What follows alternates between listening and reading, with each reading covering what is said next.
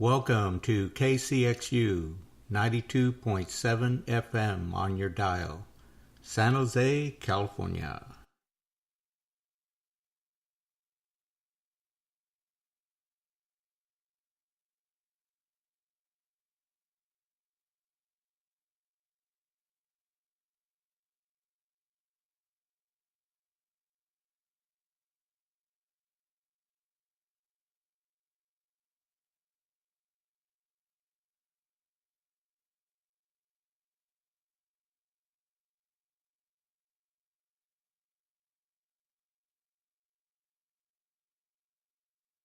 Welcome to KCXU 92.7 FM on your dial, San Jose, California.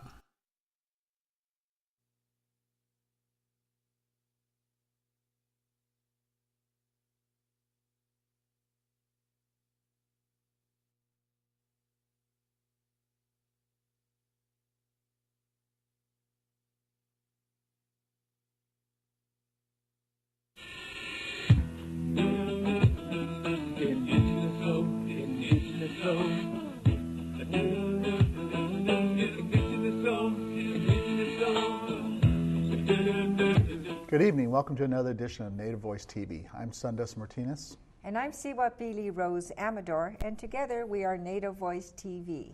We are the indigenous people. And just like last week, we told you that we're going to bring a poet. We had a comedian last week. So we got a poet for you. And Cihuapilli's going to introduce him for you. Okay, it's my pleasure to introduce Shana Wa Littlebow. Welcome, Shana Wa. And you are of the Tigua Nation, is that correct? I am. And how long have you been doing poetry? We'll get a little bit of intro and then we'll ask you to do some poetry. Well, I was on the Great Peace March for Global Nuclear Disarmament in 1986. And as I went across that, I was first introduced to John Trudell's poetry. And you can actually say that he's my mentor.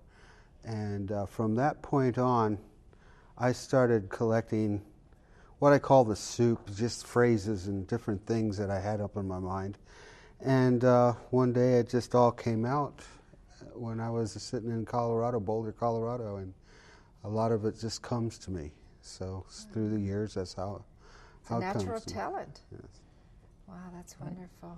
Well, if you'd like to do couple of poems for us, and then maybe you can tell us about what inspired you.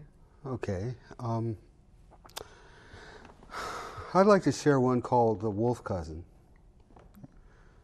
Wolf Cousin, I hear your anguish cry as you howl behind a chain-link fence. And my heart is filled with sadness at what has happened to your people. Once a mighty nation that stretched from sea to sea, what you now have is a pittance, and shows how pitiful you have been treated. Calling you a savage beast, making stories and rumors of fear, calling you an enemy, a pest.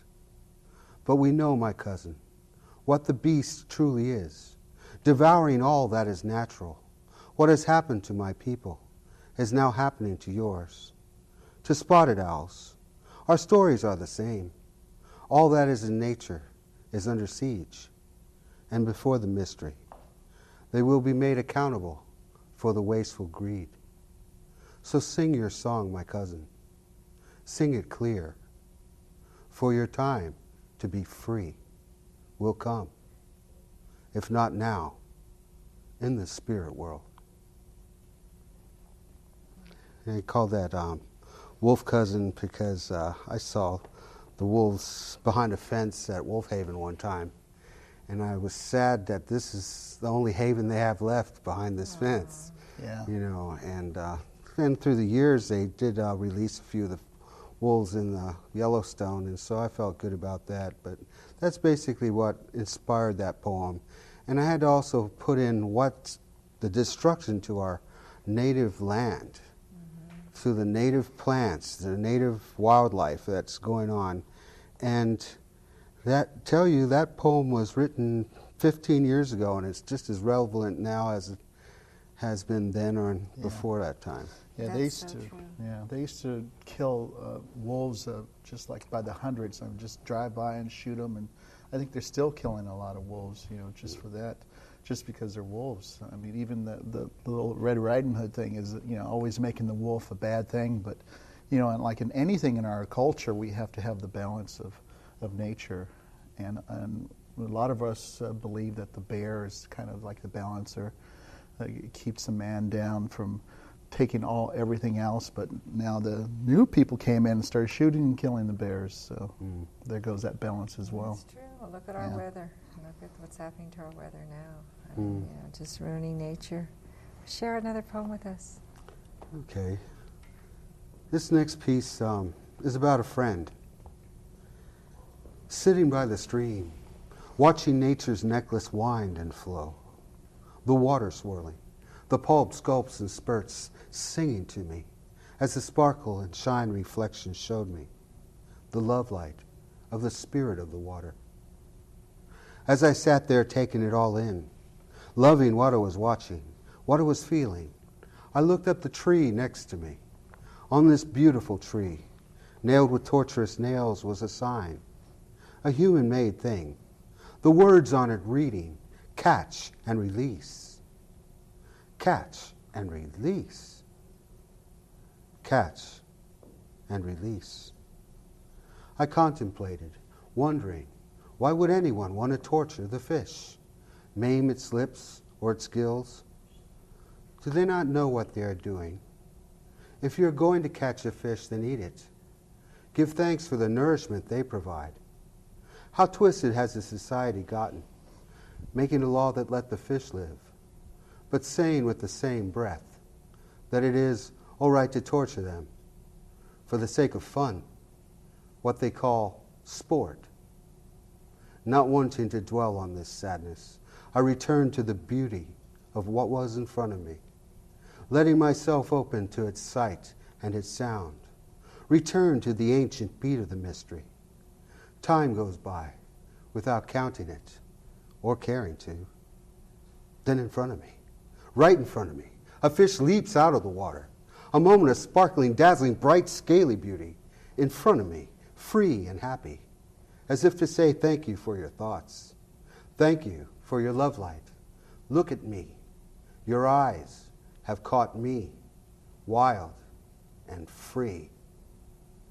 As the fish disappears, the wind blows leaves from the trees, and they float down to our mother.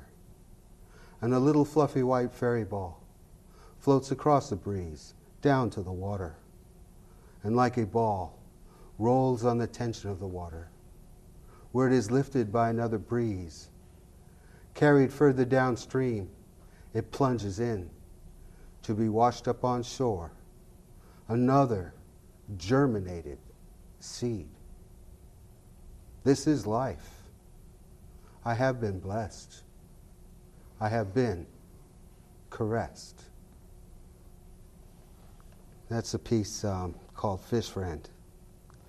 And that's one's built like a ladder, You can have it where only a part of it is a poem by itself.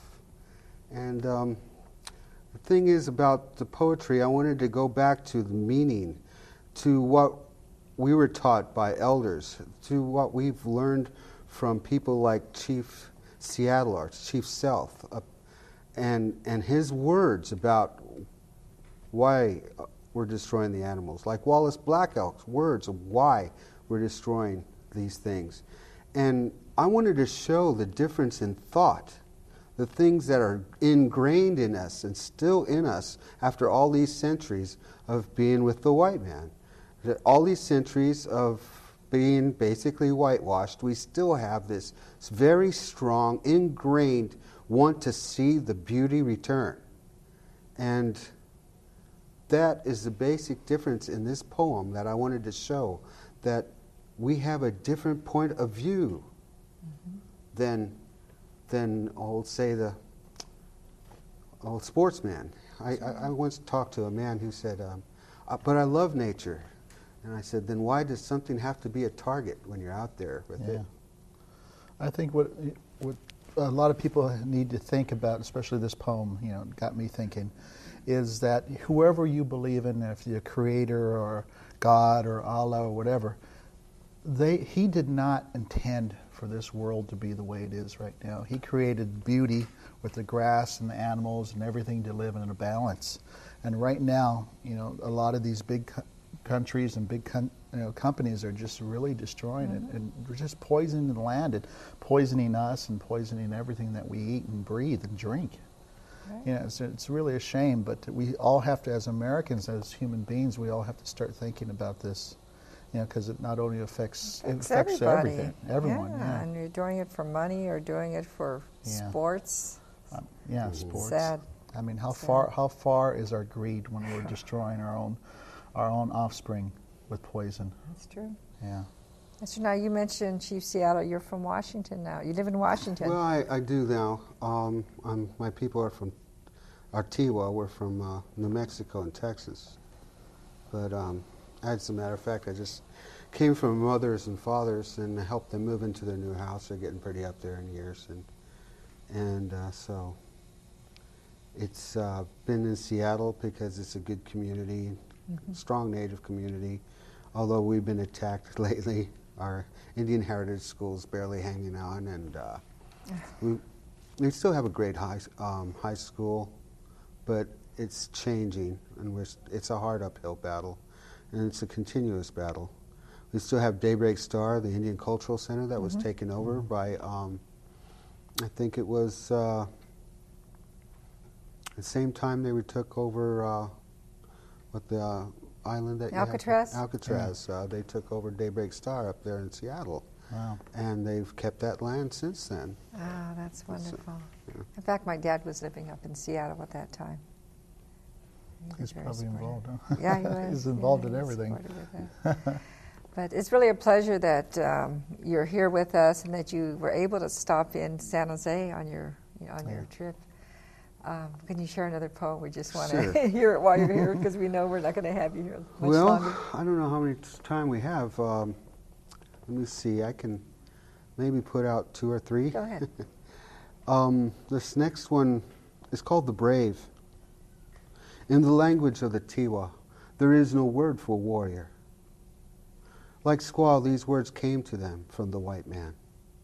But there have always been the brave. And it has always taken the brave to protect the people. It has always taken the brave to confront the mountain lion and the bear when they came into camp to take our children. It has always taken the brave to hunt the buffalo for food, clothing, homes. These days are gone now. I never knew them. The fences, trains, wires, and roads disease the land, bleeding the wild and what is truly free to death. Today, as I look across the land, I see the waste, the pollution, the sorrow. I see our children, red, yellow, black, and now white, have become the victim. And as I look into my heart and search my mind, the Spirit, the great mystery, calls out for the brave and tells me it will take the brave to confront the waste, the pollution, the multinational corporate greed. Know your enemy. Your enemy is a spirit. It can be in anyone or anything at any time, including yourself. Be brave. It has always taken the brave to protect the people. Pray and be brave, and your spirit will live forever. Wow, that's an inspiring poem. I really enjoyed that one. That's self-explanatory. Maybe I'll go on to another one. And this one's called The Mirror. And the mirror is it's how to deal with your anger. It's a powerful poem, and it's called The Mirror. Am I judge, or am I mirror? I am not judge. So how far do I mirror before I become judge. Since I may not be judge, I must know the right path to take. It comes at the point of anger. At that point is where we must choose the correct path. Be careful here. The enemy likes it here and will try to destroy you. Channel your anger to the positive, for positive connects with positive, and positive connects with negative. But if you use the negative path, remember that negative repels negative. You will see brother fight brother, and sister fight sister. You will see war, sorrow, pain, destruction. The promise is in your choice. Be positive. Pray for the power to be that way, and you will see rebirth, joy, happiness, love. This is a mystery, this simple teaching that shows us. Be a mirror of light for the people. Wow. That's It's nice a powerful message. It's interesting that you just recited that poem, because on the way over to the studio tonight we were having this conversation about this whole immigration issue and how it's turning people against each other, you know, because you see another culture come out and say, well, they should go through the process, or I had to wait, and then you start, it just turns people against each other, you know, and it just creates so much hate. And I've seen some ridiculous things on TV, you know, as far as in regards to this immigration thing, and it's just, it doesn't make any sense. But as indigenous people, you know, and it doesn't matter if you're south of the border or north of the border or here, we all have to stick together, and we all have to think indigenous and help one another and unite. Yeah, we're all American Indians. From the northern tip of Canada to the southern tip of South America. It's all America. Yeah. So it's American Indians. that's right. Or I'd like to say the long version, Native American Indians. Indigenous Native American Indians. Include all. Yeah. Yes. I can, if I have time, I'd like to share one more poem. Okay, please do. And this is the very first poem I've ever written. As I sit on my mother, the earth, and breathe, my father, the sky, it reminds me that when they touch, there is life. When I listen to our elders, I hear their wisdom. When I watch our infant children, I see their wonder. Infants and elders help us keep the balance within ourselves. And as I sit in the sacred hoop of the people, I know that the great mystery is with us. I know that peace, love, caring, and hope are here. And I understand why the elders will always repeat the songs. Oh, thank you, great mystery, for our relations. The sun, the moon, the stars, the clouds, the earth, the water, the plants, the trees, the four-legged, the two-legged, the winged nation, the fish, the creeping and crawling things that take us away so that others may live. Circle after circle, gathering after gathering, drumbeat upon drumbeat. It is these songs that keep us connected to our natural world. They're our reminder. And when I see an infant child point at a bird, a flower, a butterfly flutter by and say, "What is that?" joy rushes into my heart and over me, for I am there to tell them that these creatures are our relations, that we are connected. I have become their elder and their reminder. And when I am in myself, I know I am not alone, for I turn to the great mystery in prayer and ask for the protection of the infant children and the comfort of the elders. And as I sit in the peace of this prayer, a feeling comes through me. A feeling I only know comes from the great mystery. A sweet and gentle reminder. You can live forever if you want. It all depends on what you do. Wow. Okay. Thank you. Thank you. It's a good one. Powerful message. Shana Wa, now you are of two different nations. Can you tell us? Oh no, you're from. Tigua. I'm sorry, Tigua. Tigua Nation. It was. Can you tell us where your people are from? You mentioned what. Well, originally we're from up in New Mexico, but back in Did you ever live there, or? No. Okay, no. it's just. Back in 1680, when the Spaniards came up through the Rio Grande, they captured a lot of the Tigua, and they moved them and reestablished them down near El Paso. So that's the Isleta del Sur. It's a little reservation right there, just east of El Paso, and it was a mission. So the Spaniards came, basically enslaved the Indians and had them build for them. But after the English white man came and took over, it became a res. So now it's actual Indian land. It's a res, and we're the same people that Mr. Abramoff called monkeys and troglodytes. So you know, that's food for poetry. Yeah. Sure, that's your next poem. Yeah. Now you've been involved a lot in different movements and community activities. Can you tell us about some of them? Well, I walked across the country, like I said, in 1986 for Global Nuclear Disarmament. That was pretty interesting. Before that, I was helping raise money for the Children and Elders Fund out of Harrisburg with Jimmy Little Turtle. After that, I walked to stop the Trident missile from Georgia to Florida, and then there was another Florida walk, which I tried to bring attention toward this Trident submarine and its power to destroy the planet. After that, I worked with Dennis Spanks in trying to restructure the way they were telling Columbus' story. That was at the University of Florida in Gainesville. Yeah. And well, a lot of other things in between.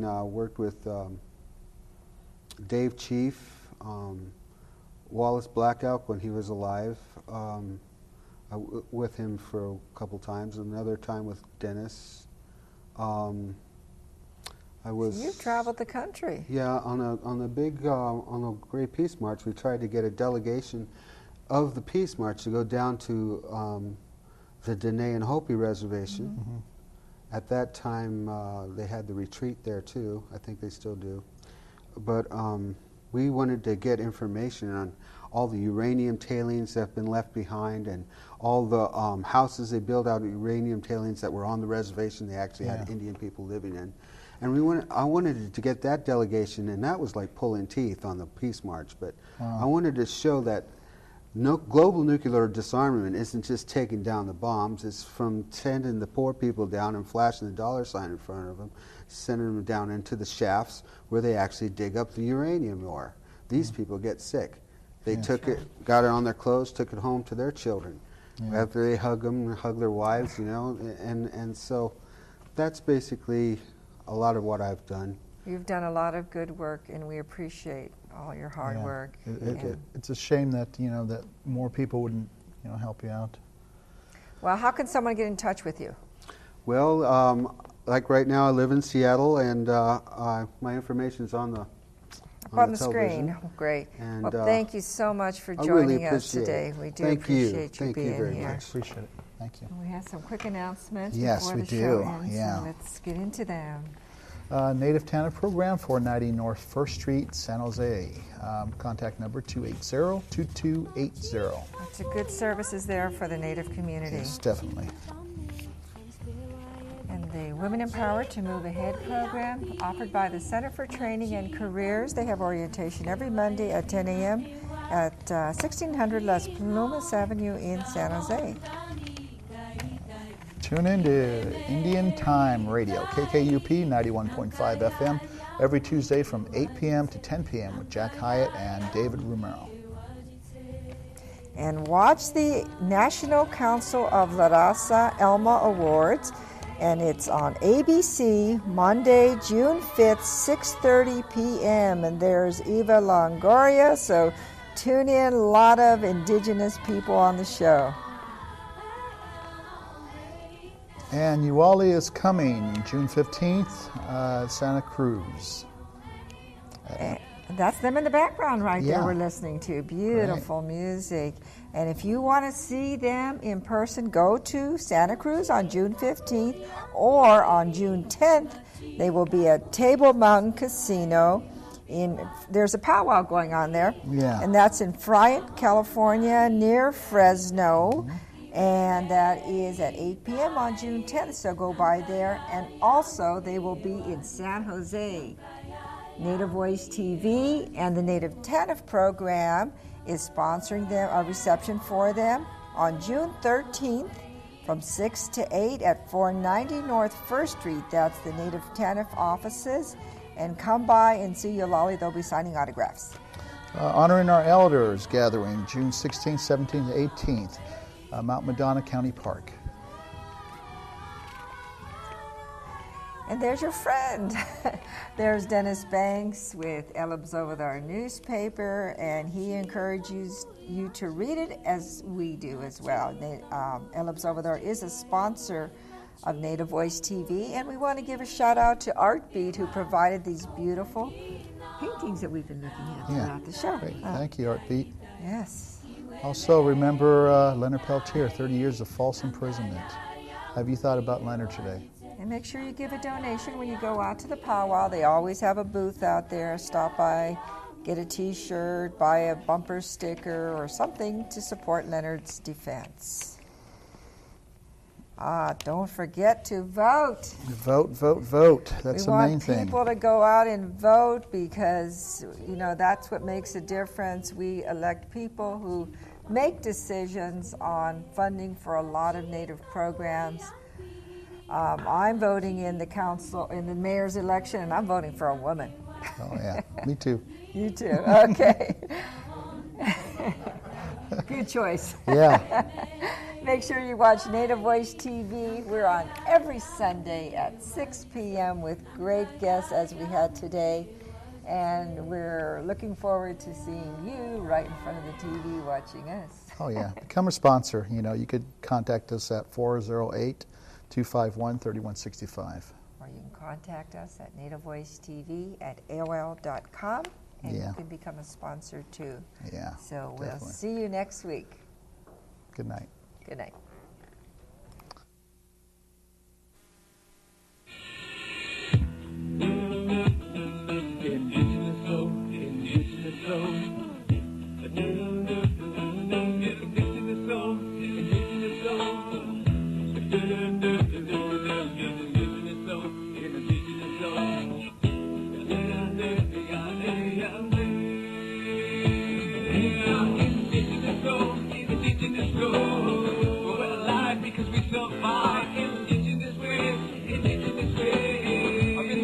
Of our children's eyes. Indigenous soul, indigenous soul. We're alive because we survive. Indigenous ways are in the hearts of our children's eyes.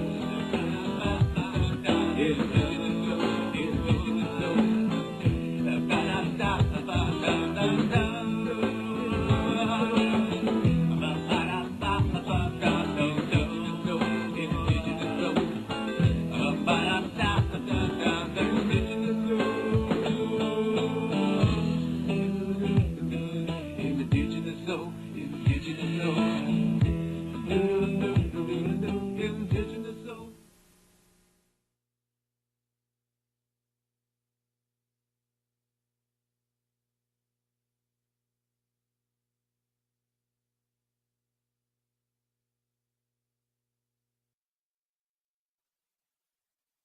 Welcome to KCXU 92.7 FM on your dial, San Jose, California.